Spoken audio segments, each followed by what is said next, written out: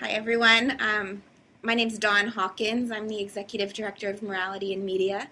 I direct a number of anti-pornography campaigns, and I just wanted to share with you my experience from the weekend.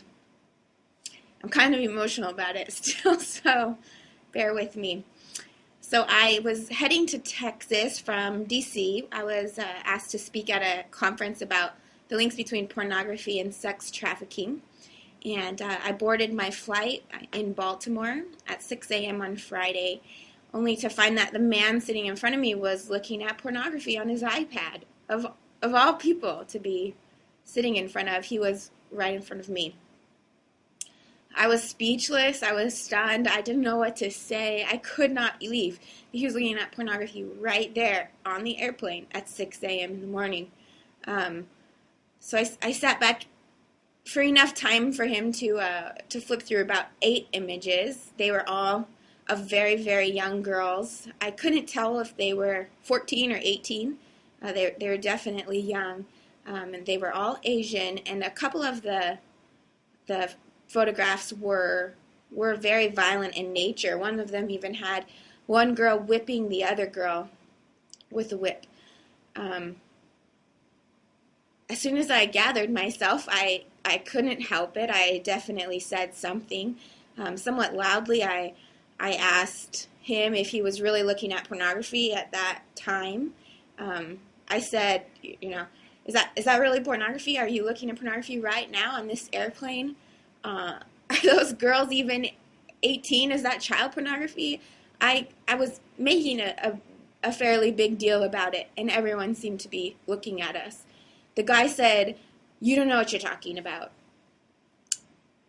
He was still holding the iPad right in front of him, and I said, "I do. I can see your screen right now. You're looking at porn."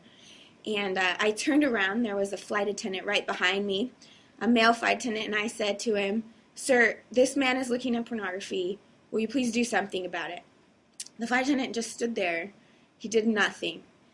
He said there was nothing that he could do. He could have just asked the man to put it away and to not look at it. I was astounded. I couldn't believe that he refused to do anything, especially because it was making me and other passengers so uncomfortable, and I'm sure that it was making the other passengers uncomfortable as well. Anyway, the guy put it away. I was sitting there shaking. I was so upset. A few minutes later, I leaned forward and in a much quieter voice directed just at the man, I said to him, "Sir, I'm heading right now to speak at a conference about pornography and sex trafficking. You're contributing to the problem. You're exploiting millions of women and children. You're creating the demand. You're the one contributing to all of this harm." And right then, a woman who was 2 rows up from us, she stood up and interrupted me, and she faced me and she said, she was probably in her 50s. She said, "Be quiet. No one cares."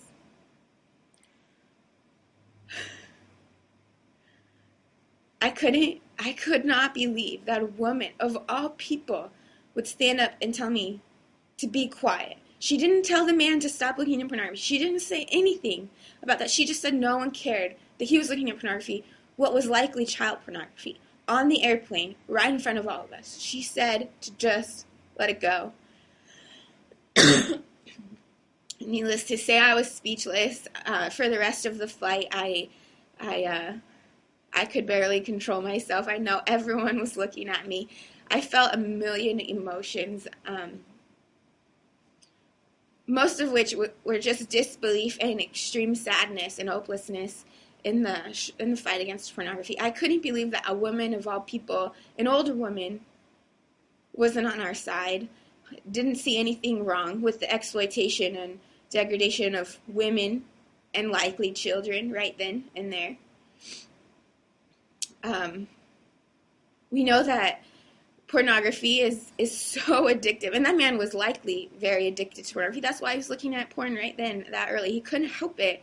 I feel really bad for him. Part of me does, just because I understand that he must be struggling with these urges, and I'm sure that he doesn't. He's not happy, and he doesn't want that, but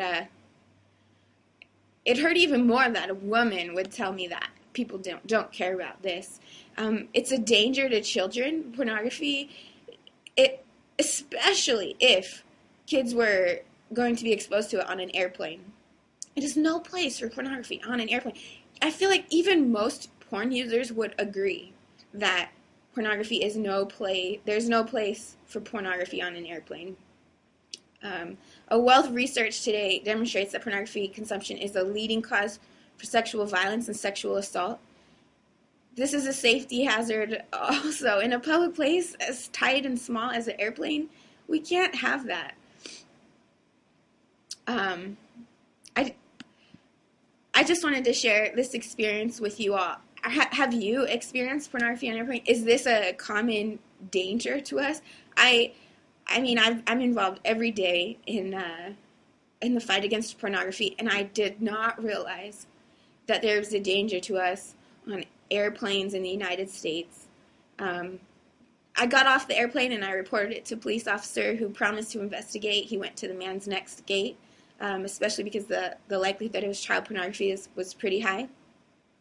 But he said that if it was adult pornography, there was nothing that he could do because the Delta and many other airlines have no policy about this kind of content on their flights.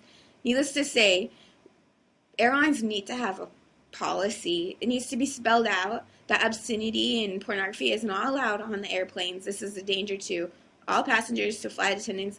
It would be a very unhealthy workplace. That would be sexual harassment anywhere else. Anyway, I just wanted to share this with you. If you have experienced something similar, please let us know. We're no doubt going to investigate this further and work to get anti-pornography policies in place on airplanes, trying to make them a little bit safer in regards to the availability of porn and the exploitation of women. We have to stop this. You can email us at grassroots@pornharms.com. And again, I work for Morality and Media. We direct the war on illegal pornography and pornharms.com. I hope to hear from you soon.